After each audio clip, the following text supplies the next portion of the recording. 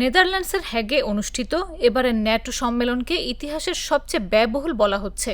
মাত্র ২ ঘন্টা ৩০ মিনিট স্থায়ী এই বৈঠকে খরচ হয়েছে ২,১৪৫ কোটি ৭৮ লাখ টাকা, অর্থাৎ প্রতি মিনিটে ১৪ কোটি ২৭ লাখ ৪০ হাজার টাকা ব্যয় হয়েছে।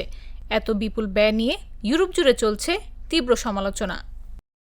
বুধবার দ্য টাইমস এবং নেদারল্যান্ডস টাইম জানায়, ন্যাটো সম্মেলনের জন্য হ্যাগ শহরকে নিরাপত্তার চাদরে ঢেকে ফেলা হয়। নিয়োজিত করা হয় পুলিশের প্রায় ২৭,০০০ এবং সামরিক বাহিনীর ১০,০০০ সদস্য। নিরাপত্তা, লজিস্টিক্স, পরিবহন, প্রযুক্তি ও অতিথি আপ্যায়ন সব মিলে এবারের আয়োজনে মাত্রাতিরিক্ত ব্যয় হয়েছে।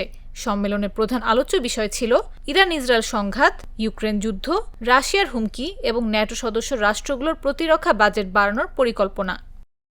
অথচ বিতর্ক তৈরি হয়েছে এত বিপুল ব্যয় মাত্র ২.৫ ঘন্টার আলোচনা কেন?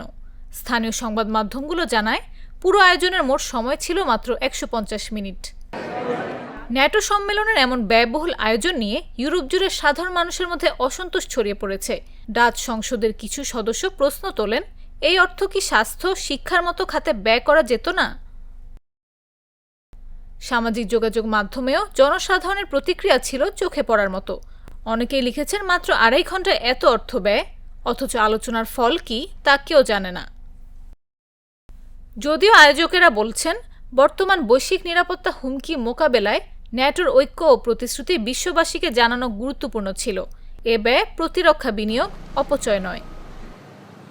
ইরান ও রাশিয়ার আগ্রাসনের মুখে সব রাষ্ট্রকে এখন নিরাপত্তায় অগ্রাধিকার দিতে হবে। এই সম্মেলন সেদিকে এক গুরুত্বপূর্ণ পদক্ষেপ বলে জানায় ন্যাটো। নিউজ ডেস্ক, চাকু news. Colour expert, George sap এবং মাইল্ড অন হ্যান্ডস টেকনোলজি সমৃদ্ধ অরিক্স ক্রিস্টাল ওয়াশ আপনার লন্ড্রি এক্সপার্ট।